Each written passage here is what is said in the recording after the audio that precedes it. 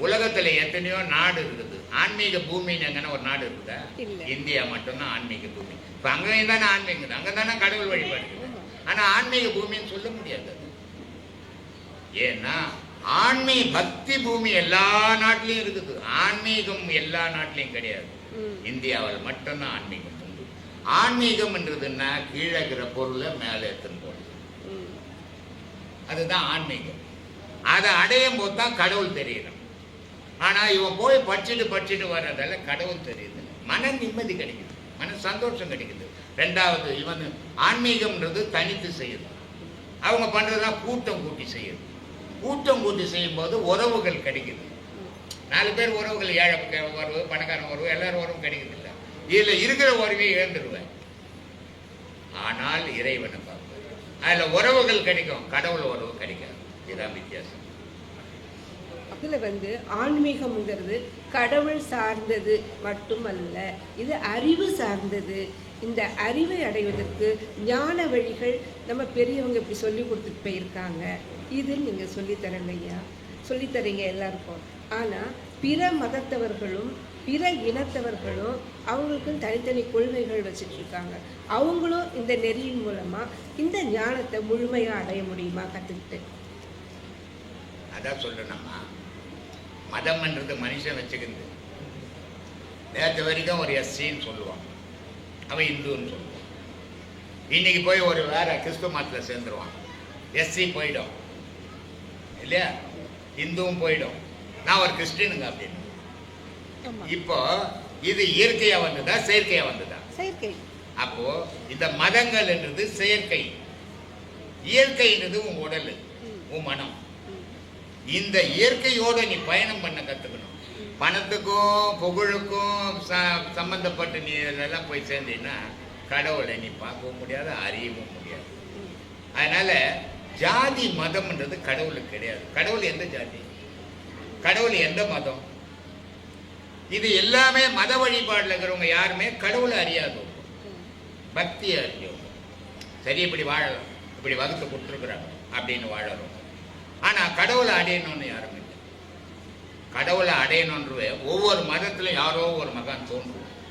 கிறிஸ்துவ மதத்திலையும் சில மகான்கள் இருக்கிறாங்க, முஸ்லீம் மதத்திலையும் சில மகான்கள் இருக்கிறாங்க, இந்து மதத்திலையும் சில மகான்கள் இருக்கிறாங்க. எல்லா மதத்திலையும் யாரோ ஒருத்தன் தோன்றுவான். ஆனா பெருவாரி பக்தியோட போயிடும். இந்து மதத்துல பெருவாரி மகானோட இருக்கும். ஆதியில 1700 வருஷத்துக்கு முன்ன நபிகள் நாயகம் ஒரு மகான் வந்தார். 5ஆம் நபின்னு பேர் அவரு. அவர் முன்னாடியே 4 நபிகள் இருந்தாங்க, 5ஆம் நபின்னு பேர். அவர் எழுதுறது குரான் இல்லையா, 1700 வருஷம் தான் ஆச்சு. ஆனால் அந்த மகானுக்கு அப்புறம் அந்த மதத்துல ஒரு மகானா வெளிப்படலை யாரும். மதவாதியா இருக்கிறாங்க ஏராளமா, மகானா இல்லை இல்லையா. ஆனால் 2021 வருஷத்துக்கு முன்ன ஒரு மகான் இயேசு வந்தார். ஆனா 2021 வருஷம் ஆயும் ஒரு மகான் வரல. ஆனா மதவாதிங்க கோடிக்கணக்கில் வந்திருக்கிறாங்க. மகான்கள் ஒவ்வொரு மதத்திலையும் தோன்றுனது உண்டு. ஆனால் இந்து மதத்துல அப்படி இல்லை. வருஷம் ஒரு மகான் தோன்றிக்கினே இருப்பான். அப்படி வந்தவர் தான் வள்ளலார், அப்படி வந்தவர் தான் ரமணர், அப்படி வந்தவர் தான் ராமகிருஷ்ணர், அப்படி வந்தவர் தான் விவேகானந்தர் இல்லையா. காரணம் என்ன அப்படின்னா, அந்த மகான்கள் கடவுளை அடைய வழி தேடி பயணம் பண்ணுவாங்க. அதனால அவங்க மகான்கள் ஆனோம். ஆனா இந்த மதவாதி புக்கோட நிக்கிறதால இவன் மதவாதியாவே நின்று போறான். ஆனா இதுல புக்கை தொடர்றதே கிடையாது மகான்கள். அவனும் ஆராய்ஞ்ச மகான் ஆகிறான். அதனால இது அடிக்கடி மகான்கள் தோன்றின பூமி, தோன்றிக்கிட்டே இருப்பாங்க. இன்னும் பல ஆயிரம் மகான்கள் வருவாங்க. ஆனா மற்ற மதத்துல வரமாட்டாங்க. நம்ம மதத்தோட புனிதத்தன்மையை நீங்கள் சொன்னீங்க. ஆனால் பிற மதங்களில் புத்தர் தோன்றி ஆசையே அழிவுக்கு காரணம், எல்லாருக்கும் எந்த துன்பமும் உயிர் கொள்ளாமே கூடாது, யாருக்கும் எந்த தொல்லையும் கொடுக்காம அன்பாக வாழணும் அப்படிங்கிற சமத்துவத்தெல்லாம் சொல்லிட்டு போனாங்க. ஆனால் இன்னைக்கு புத்த மதத்தில் அந்த நிலை மாறி போச்சு, கொல்லாமை இல்லை.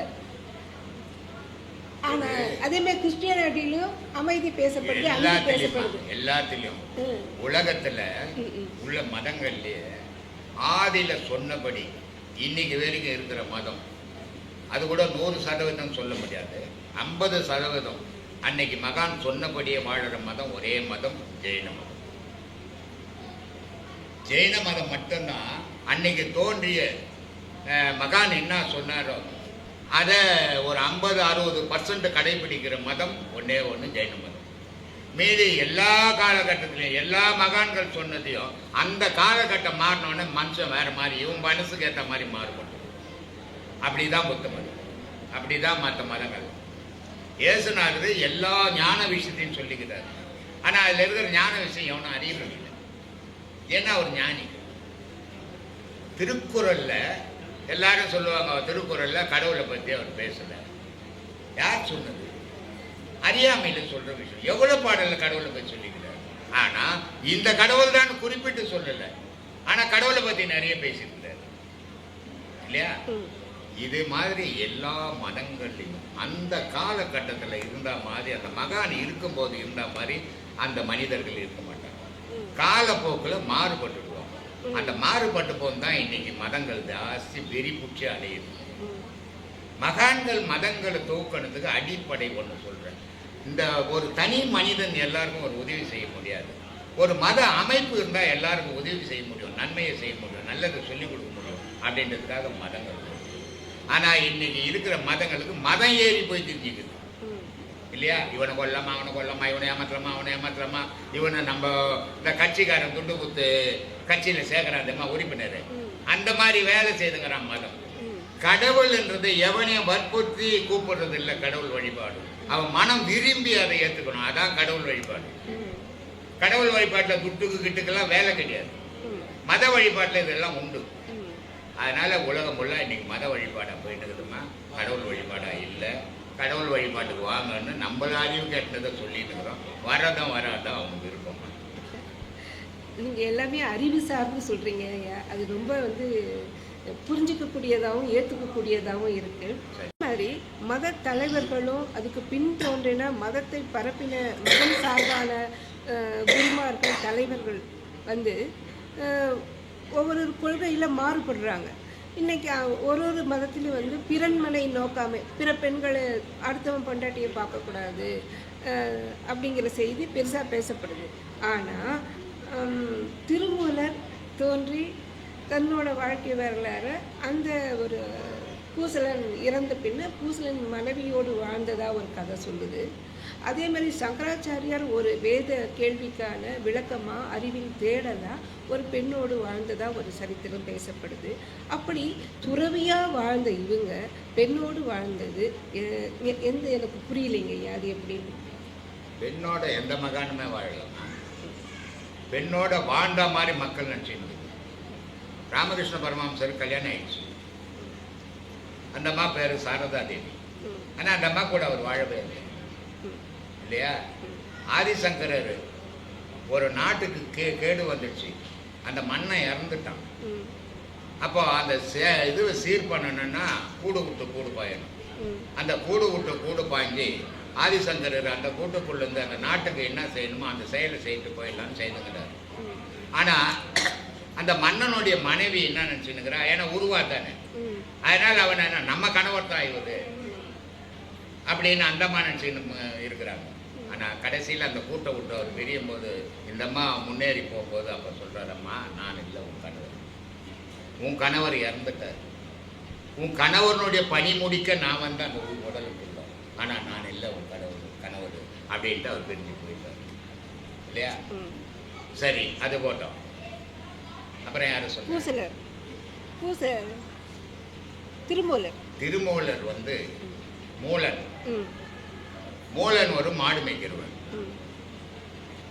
அந்த இப்போ பாடலில் சொன்ன 4 வந்தோன்னிட்டு அது மாதிரி வந்துன்னுக்கிற நேரம் அது அவர் அந்த மூலன் என்ன பண்ணுறான், மாட்டுக்காரன் மாடு மேய்க்கிற இடையன். அந்த மாடு மேய்க்கிறப்போ அவன் பாம்பு கச்சோ ஏதோ எப்படியோ செத்து போயிட்டான். செத்து போயிட்ட உடனே பொழுது போச்சு, இந்த மாடுகள்லாம் வீட்டுக்கு போகணும். ஆனால் வீட்டுக்கு போகல, அந்த உடம்பை சுற்றி நின்றுக்குன்னு அழுவுது அந்த மாடெல்லாம், கண்ணீர் சுத்து. அந்த வழிக்காக தான் ஒரு 4 பேர் வந்தோன்னா இருப்பார். அப்போ தான் வராரு அவர் அந்த பக்கம். அவர் பார்க்குறாரு, ஐயோயோ ஒரு மனுஷன் செத்து போனது, இந்த மாடுகளுக்கு எவ்வளோ உணர்வு இருக்குது, எவ்வளோ உறவுகள் இருக்குது, எவ்வளோ பாசம் இருக்குது அவன் மேலே. அப்போ இப்படிப்பட்ட மாடுங்க ஊடு போய் சேரணும் இல்லையா அப்படின்ட்டு அவர் என்ன பண்ணார், அவர் உடம்பு எடுத்து போய் ஒரு இடத்துல மறைச்சிட்டு இந்த மூலனுடைய உடலில் அவர் பூந்துட்டார். பூந்த உடனே மூலன் எழுந்துக்கிட்டார். மாட்டெல்லாம் ஓடின்னு அவங்க வீட்டுக்கு எடுத்து விட்டார். அப்போது அந்த மூலனுடைய மனைவி என்ன பண்ணுறா, ஏன் கணவன் தான் அப்படின்னு நினச்சிங்கன்னா அந்த அம்மா முன்னேறி வராங்க. அப்போ சொல்கிறாரு மூலன், திருமூலர் சொல்கிறாரு, அம்மா நான் இல்லை, உன் கணவர் இறந்துட்டார். இந்த மாடுங்கள்லாம் இப்படி அழுதுன்னு இருந்தது, அதனால் நான் எடுத்துன்னு போய் வாங்கி விட்டேன், நான் இல்லைம்மான்னு சொல்லிட்டு போயிடுறாரு. அப்படி போய் உட்காந்த உடனே 3000 வருஷம் கும்பகோணத்தில் உட்காந்துருந்தார் இல்லையா. அதனால உலகம் என்ன சொல்லலாம், ஆமாம் ஆமாம் அது திருமூலர் மூலனுடைய பொண்டாட்டி வச்சுட்டாரு, ராஜா பொண்டாட்டி அவரு ஆதிசங்கர் வச்சுட்டாரு. இது தோற்றங்கள், நிஜங்கள் வேறு. நிஜங்களை மட்டும் நம்ம பார்க்கணும், தோற்றங்களை மத்தியில் பார்க்கணும். சார்ந்து ஒருத்தர் இருக்கிறதுனால அவங்க வந்து பலனடைய முடியாது. அதில் இருக்கிற உண்மை பொருளை உணரும்போது மட்டும்தான் மனிதன் வந்து ஒரு நிலைப்பட முடியும். அந்த மேலத்தோட பேப்பரில் இருக்கிற எழுத்தை படிக்கிறதோட மதம் சார்ந்து இருப்பான். அதுக்குள்ளே இருக்கிற பொருளை ஆராய்ச்சி உண்மையை தெரிஞ்சுக்கிறேன்னா மதத்தை விட்டு வெளியே வரும். கடவுள் வழிபாடு இதெல்லாம் மத வழிபாடு. கடவுள் வழிபாடு தனக்குள்ளவே தன்னை ஆராய்ச்சி தான் தெரிஞ்சுக்கிறது தான் கடவுள் வழிபாடு. அப்போது இந்த மத போதனைகளில் எல்லா மத போதனைகள்லையும் எல்லா விஷயமும் இருக்குது. ஆனால் இது சிரமமான பயணம். இந்த சிரமப்படாமல் மனிதன் சுகவாசியாக வாழணுன்றதுக்காக அவன் அந்த பேப்பரில் இருக்கிற வரைக்கும் படிச்சுட்டு போயிடுறான். அதனுடைய உண்மை பொருளை அறிஞ்சான்னு சொன்னால் அவன் ஆராய்ச்சி பண்ணி அந்த மத போதனையிலிருந்து வெளியே வந்தான். ஆனால் அதை வர விரும்பப்படும். ஏன்னா மத போதனையில் வெளியே வந்தீங்கன்னா அவனுக்கு பல சௌகரியங்கள் கிடைக்கிறது. அதனால் அவன் அந்த மத போதையிலேயே ஒட்டிக்கிறான். உண்மை தெரிஞ்சவங்க கூட சில பேர் இந்த மத போதையிலே உட்காந்துக்கிறான். இதுதான் காரணம். ஐயா, அந்த பெய்யாடுறதும் சாமியாடுறதும் பெய்யன்னா பெய்யும் மழை அது வந்து மூட நம்பிக்கையா இல்லை அதுவும் வந்து நிஜமா? இந்த பெய்யன்னா பெய்யும் மழை நின்றுட்டு ஒரு 2000 முஸ்லீம்கள் பீச்சில் சேர்ந்துக்குன்னு ஒரு பூஜை பண்ணாங்க. உன்னை வறுமை வந்தது, மழை தண்ணீர். அப்போ மழை வரல. கிறிஸ்டினுங்க ஒரு 2000 பேர் சேர்ந்துக்கிட்டாங்க, அவங்க வழிபாடு அப்போவும் மழை வரல. இந்த பங்காரடிகளார் குறுக்குது, அவங்க ஒரு பூஜை பண்ணாங்க, அப்போவும் மழை வரல. ஆனால் இத்தனை 1000 பேர் பூஜைகள் பண்ணியும் மழை வரல. ஆனால் தனியாக ஒரு கேள்வி பெய்யினா பெய்யணும் இல்லையா? இதுக்கு காரணம் என்னன்னு நம்ம யோசிக்கணும். காரணம் தெரிஞ்சதுன்னா நமக்கு இந்த சந்தேகங்கள் வராது. அந்த பீச்சில் பூஜை பண்ணவெல்லாம் சுயநலவாதிகள். அவனுடைய பேர் புகழுக்காக அவன் வந்து உட்காந்துக்கிறான். அங்கே என்ன மதம் இருக்குது? கடவுளை வழிபடுறதுல மதம் என்ன நடக்குது? கூட்டமாக உட்காந்துக்கிட்டு தானே, அந்த மதமும் கிட்ட கடவுள் மழை பெய்யுது. ஆனால் மதத்தை வச்சுக்கினா நீ கடவுளை மழை பெய்யணும் எப்படி பெய்யும்? அம்மாவுக்கு மதம் கிடையாது, கடவுள் உண்டு. அதனால் அந்த அம்மா என்ன பண்ணாங்கன்னா எல்லா நாடும் வெடிப்பூட்டு போச்சு பூமி, மழை இல்லை. ஆனால் ஒரு செல்வந்தை மட்டும் இருக்கிறான், அவன் யாருக்கும் கொடுக்க மாட்டான், வச்சுக்க நான் வஞ்சனை பண்ணிட்டு இருக்கிறான். இதுக்கு காரணம் எது? பூமி தானே இந்த வறுமையை உண்டாக்கிடுச்சு. இந்த வறுமை உண்டாந்த காரணம் மழை தானே. அதனால்தான் எல்லாரும் தண்ணி தண்ணி தண்ணி அப்படின்னு பேசுவாங்க. ஆனால் திருவள்ளுவம் அமுதுன்னு அமுதுன்னு சொன்னான் மழையை, அமுதுன்னு சொன்னான் தண்ணியை. ஏன் அந்த அமுதுன்னு சொன்னான்னா, இவர் சொல்லுவார் பட்டினத்தார், முதற் சங்கு அமுது விட்டோம் இல்லையா? அமுதுன்னா இந்த உலகத்தில் எதிரானா தாய்ப்பால். அது ஒரு குழந்தை பிறந்த உடனே அந்த பாலை கொடுக்கணும். அந்த பாலை கொடுக்கணும், அந்த குழந்தை நோயாளி ஆகிடும். அதனால் அந்த அமுதுன்ற பால். அதனால் முதற் சங்கு அமுது விட்டும், இடைச்சங்கு நல் விலங்கு பூட்டும். கடைச்சங்கு அம்புட்டோ இம்புட்டோ அது ஊதும்னாரு. பால் ஊத்துவான் கடைசியில். கல்யாணத்தில் பாலும் பழமும் கொடுப்பான். பிறந்த உடனே 3 வாட்டி மனுஷனுக்கு பால் ஊற்றுறது உண்டுப்பா அப்படின்னாரு. அப்போ இந்த அமுதை வள்ளுவன் சொல்றான், இது அமுதுடா, வான்மழைக்கு அமுது இல்லையா? காரணம் என்ன அப்படின்னு பார்த்தா சுயநலம் மற்றவங்க உலகத்தினுடைய பொது நலத்தையே நோக்கமாக கொண்டவங்க. அதனால அவை பிராட்டி என்ன பண்ணி இவ்வளவு வறுமையில வாடுத, இது ஏன் இந்த வறுமை வந்தது? அப்போ ஊரு மொத்தம் கெட்டவனா இருக்கிறான். இந்த கெட்டவனால இயற்கை அவனை வஞ்சனை பண்ணுது இல்லையா? அதனால மழை வரல, பூமியெல்லாம் வெடிச்சு போச்சு, விவசாயம் இல்லை, ஆகாரம் இல்லை. ஆனா அவையினுடைய கேள்வி என்ன? இது ஊரு கெட்டவன், எல்லாரும் கெட்டவன், ஆனா ஒரு நல்லவன் இருக்க மாட்டானா இங்க? அந்த ஒரு நல்லவனுக்காக பெய் இல்ல, எனக்காக பெய் என்ன சொல்லிச்சு? இவங்க எல்லாம் போய் பூஜை பண்ணுவாங்க, எங்களை மதத்துக்காக பெய்யணும். இதான் வித்தியாசம். அப்போ எனக்காக பெய்யுன்னு சொல்ல, ஒரு நல்லவனுக்காக பெய்யுது. ஊர்ல ஒரே ஒரு நல்லவன் இருக்க மாட்டான், 1000 பேர் இந்த ஒத்த நல்லவன் இருக்க மாட்டானா? அந்த ஒருவனுக்காக பெய்யணும் கொட்டி தீர்த்துச்சு. இது மந்திரமோ தந்திரமோ இல்லை, மனமற்ற நிலையில இறைவனுக்கு ஆணையிட்டமா இறைவன் செய்வான். ஆனா மனமுடையவன் இறைவனுக்கு ஆணையிடவே முடியாதுமா. இதான் வித்தியாசம். அவ்வைக்கு மனம் கிடையாது, ஆன்மா செயல் இருந்து. அதனாலதான் பெரிய பெரிய போர்க்களம் கொண்ட மன்னர்கள் ஒருத்தனோட ஒருத்தன் எதிர்த்து நின்று வெட்டி கூறு போட்டவங்க கூட இந்த ஒரே ஒரு கேள்வி, கடிகொம்பு வச்ச கேள்விக்கு அலண்டு போட்டான். பாரியினுடைய பெண்களுக்கு திருமணமாக ஆக்க முடியாம மூவேந்தர்களும் செய்து பெரும் கொடுமை பண்ணிட்டானு பாரிய பொண்ணு. அந்த பாரியினுடைய பசங்க காட்டுல விறகு வித்து பழக்கிதுங்க இல்ல. அப்போ அந்த அவை கூட்டம் போய் அந்த 2 இளம் பெண்களுக்கு கல்யாணம் பண்ணி வைக்கிறது. அந்த மூவேந்தர்களால் எதிர்க்க முடியல, ஒரு மன்னனாலே எதிர்க்க, ஒரு சின்ன சின்ன நாட்டெல்லாம் அழிச்சுடுவானுங்க. அப்படிப்பட்ட பேரரசனுங்க 3 பேருமே, சோழ சேர பாண்டியன். ஆனா இந்த 3 பேர் அந்த ஒரு கேள்விக்கு பயந்தானுங்க. இன்னைக்கு பூகம்பம் பூகம்பம்னு பேசுறமே, இந்த பூகம்பத்தை அன்னைக்கே கேள்வி காட்டுச்சு. இந்த 3 மன்னரும் படையெடுத்து வரான், இங்க வந்தா கல்யாணம் நிறுத்திடுவானுங்க. அதனால அது என்ன சொல்லிச்சு, இதோட திரும்பி போயிடுங்க, உங்களுக்கு மரியாதை இல்லை, நாங்க வருவோம். சரி நீ வந்தா முடிஞ்சா வந்துக்கிட்டு பூமியை 2ஆ பிளந்துச்சு. வந்தவள அதுக்குள்ள ஊந்துட்டான், மன்னனுங்க நின்றுட்டான், பயம் உண்டாக்கி போச்சு. அப்போ இன்னைக்கு பேசுற பூகம்பத்தை அன்னைக்கே அவை செய்து காட்டுது. என்ன செய்யல, என்ன அற்புதங்களை மகான்கள் செய்யல, எல்லா அற்புதங்களையும் செய்தான். ஆனா எவனுமே சொல்லல. ஏன்னா உண்மையான செயல் செய்யறவன் எவன் சொல்ல மாட்டான். இந்த புலிவிக்கு நிற்கிறவன் அதை செய்வான் அதை செய்வான் அதை பண்ணிடுவேன் இதை பண்ணிடுவேன்னு சொல்றான் பாரு, அவனுக்கு ஒன்னும் தெரியாதுன்னு அர்த்தமா. இதாம இப்படிதாம நான் போயின்னு இருக்கிறேன். எல்லாம் இறைவன் செயலும். என்னுடைய வாழ்வு, நான் வாழும் காலம், வாழ்ந்த காலம் எல்லாமே அவன் அருளாலே வாழ்ந்துன்னு தவிர என்னால இல்லைம்மா. இதுதான் உண்மையான விஷயம். அவன் அருளாலே அவன் தாள் வழங்கி அவராகவே இருக்கீங்க. அவன் இல்லைன்னா அவன் தாளை வழங்க முடியாது. அவன் இருக்கிற வரைக்கும் நான் அவன் தாளை வழங்குவார். தாளுன்னா கண்ணுன்னு அர்த்தம், தாள்னா இவங்க காலுன்னு வச்சுக்கிறாங்க. இதுவே அறியாமல் இருக்கிறாங்க பக்தியிலன்னு அர்த்தம். திருவடி வணங்கி, திருவடினா 3 கால் ஆகுது சாமிங்க. 2 கால் தானே இருக்கும், நம்மளுக்கு 2 கால் தாங்க. 3 கால் இருந்தால் நம்ம என்ன எப்படி இருப்போம், ஒரு அமையா இருக்கு போல. 2 கால். இவங்க என்ன திருவடி அப்படின்னா, இந்த பிராமணங்க பார்த்தீங்கன்னா இங்கே பாதி வழிச்சிட்டு இருக்கோம், ஆதியில் பார்த்தீங்கன்னா நம்மாலும் கூட இங்கே பாதி எடுத்துருக்கோம். இது என்ன காரணம் அப்படின்னா, இறைவனுடைய பாதத்தில் விழும்போது முடிப்படக்கூடாது,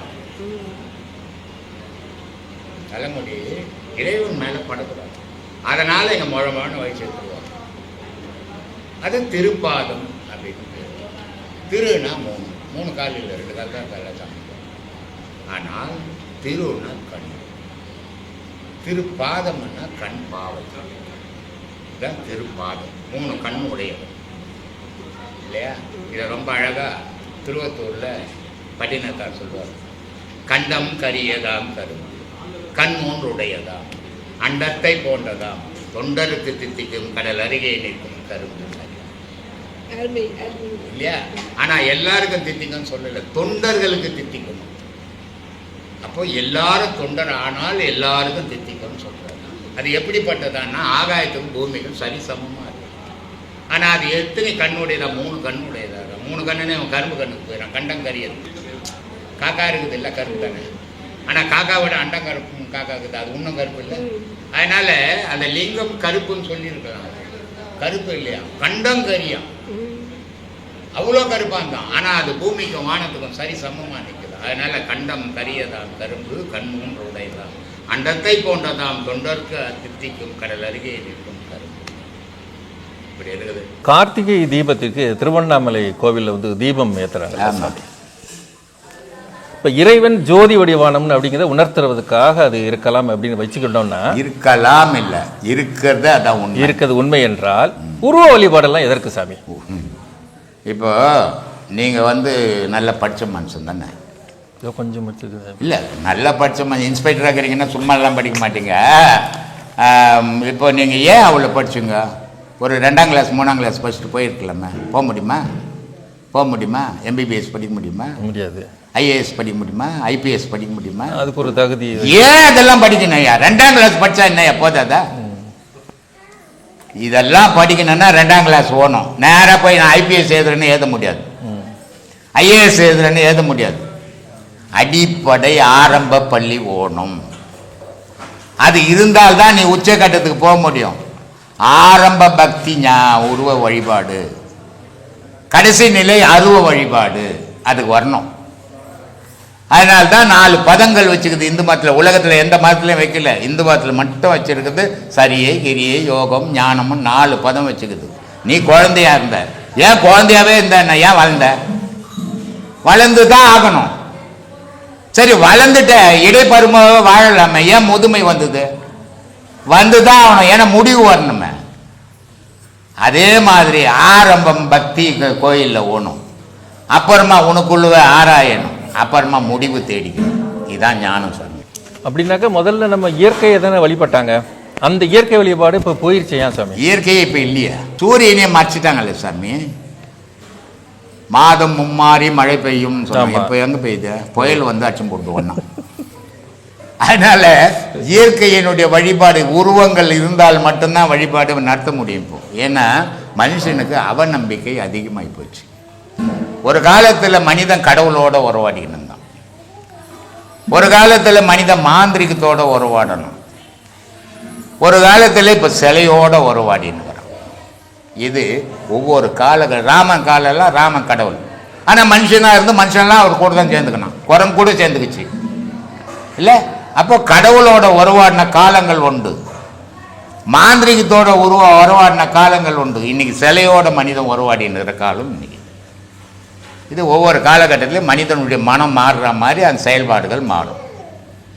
இப்போ நம்ம எந்த ஒரு செயல் செஞ்சாலும், நம்ம நல்லது செஞ்சாலும் கெட்டது செஞ்சாலும் அதுக்கு கர்மான்னு ஒன்று இருக்குது. கர்மானா நம்ம செஞ்சது நமக்கு திருப்பி வரும், அதுதான் கர்மா.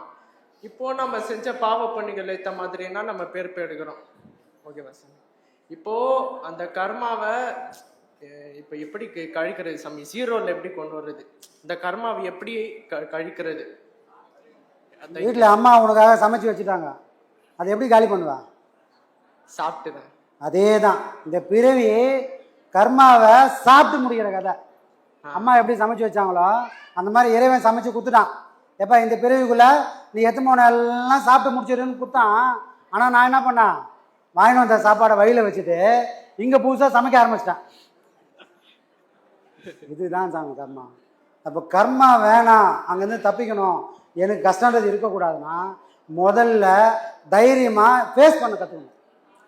நம்ம தப்பிச்சு போகிறதுக்கு ஒரே வழி, எதுவாக இருந்தாலும் பரவாயில்ல, உயிர் தானே போக போதே, எவ்வளோ நாளைக்கு வாழ போகிறோம், மரணம் நிச்சயம், அதுலேருந்து மாற்றவே முடியாதது மரணம் மட்டும்தான். அப்போ அந்த மரணம் நிகழ தான் போகுது. அந்த மரணத்துக்குள்ளே நான் பயந்து பயந்து வாழ போகிறேன்னா, தைரியமாக வாழ போகிறேன்னா, தைரியமாக வாழ்ந்தால் அவங்கவுங்க கர்மா அவங்கவுங்க வாழ்நாளில் கண்டிப்பாக அழிக்க முடியும். பயத்தோடு வாழ்ந்தால் கர்மா கூட்டிக்கினே போகும். அப்போது நீ செஞ்ச கர்மாவை நீயே அனுபவிச்சு தான் முடிக்கணும். இதுதான் இந்த வாழ்க்கை. அதை அனுபவிக்கிற வரைக்கும் உன் இறைவன் உன்னை விட்டு வைக்கிறான். சரியா? அதனால் அதை படிச்சுக்கோ. இது யார் செஞ்ச கர்மா இல்லை, நீ நானும் செஞ்ச கர்மா தான். கேட்க வேண்டிய உன் கர்மா. பதில் சொல்ல வேண்டியது என் கர்மா, இதெல்லாம் கேட்க வேண்டியது இவங்க கர்மா. சொல்லுங்க. ஓகே, இப்போ அடுத்த கேள்வி என்னன்னா, வாழ்க்கை இப்போ வந்து மனிதனா வாழணும்னா நடைமுறைகள்லாம் இருக்குது இல்லை சாமி? என்னென்ன நடைமுறைகள் எப்படி வாழணும் ஆன்மீக ரீதியா? இது உலகம் மாய உலகத்துல மிந்தி ஆன்மீக வழியா எப்படி வாழணும் சாமி? ஆன்மீக வழியா முதல்ல ஆன்மீகம் வழியாக வாழணும்னு ஒரு வாழ்க்கை தனியாக கிடையாது. தனியாக அது ஒரு வாழ்க்கை, இது ஒரு வாழ்க்கைன்னு தனியான வாழ்க்கை எதுவுமே கிடையாது. நான் வாழக்கூடிய வாழ்க்கையை பரிசுத்தமாக யாருக்கு முன்னாடியும் கை கட்டி தலை குனிஞ்சி பதில் சொல்ல முடியாத ஒரு வாழ்க்கையை நான் வாழ்ந்தால் அதுதான் உண்மையான வாழ்க்கை. அது மட்டும்தான் ஆன்மீக வாழ்க்கை. புரியுதா? இந்த வேஷ்டி கட்டுறதோ பாடம் பண்ணுறதோ இல்லை கோயில் குளம் போகிறதோ சிவன் நான் சிவனடியார்னு சொல்கிறதோ அதெல்லாம் வாழ்க்கை இல்லை. நான் 4 பேர் இதில் தலை நிமிர்ந்து வாழ்ந்தால் அது சிறப்பான வாழ்க்கை, அது உண்மையான வாழ்க்கை. 4 பேர் முன்னாடி தலை குனிஞ்சு வாழ்ந்துட்டேன் அப்படின்னா அந்த வாழ்க்கை சரியில்லாத வாழ்க்கை. அப்படி யாராவது வாழ்ந்துட்டோம்னா அது திருத்த முயற்சி பண்ணுங்க. புரியுதா? ஆன்மீக வாழ்க்கைன்றது தைரியமாக வாழதான் ஆன்மீக வாழ்க்கை. புரியுதா? ஆன்மீகத்தில் இருந்தால் யாராவது அழுது பார்த்துருக்கியா? பார்த்துருக்கா? யாரும் பார்த்துருங்க. இப்போ என்ன அர்த்தம்? ஆன்மீகத்தோட அடிப்படை எது மேலே இருக்குதுன்னு சொன்னால் மனுஷனோட தைரியத்து மேலே தான் ஆன்மீகமே நிற்குது. தைரியம் இல்லாதவனால ஆன்மீகவாதியாக வாழ முடியாது, இந்த உலகம் விடாது.